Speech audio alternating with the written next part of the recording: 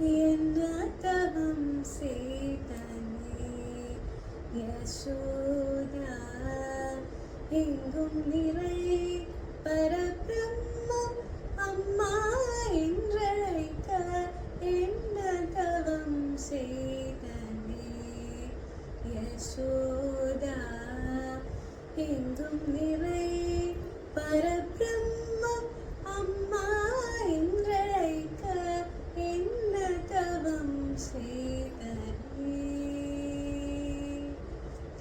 ஈரேழு புவனங்கள் படைத்தவனே, கையிலேந்தி சீலாட்டி பாலூட்டி, கையிலேந்தி சீலாட்டி பாலூட்டி தாலாட்டு தாயே என்ன தவம் செய்தனே யசோதா.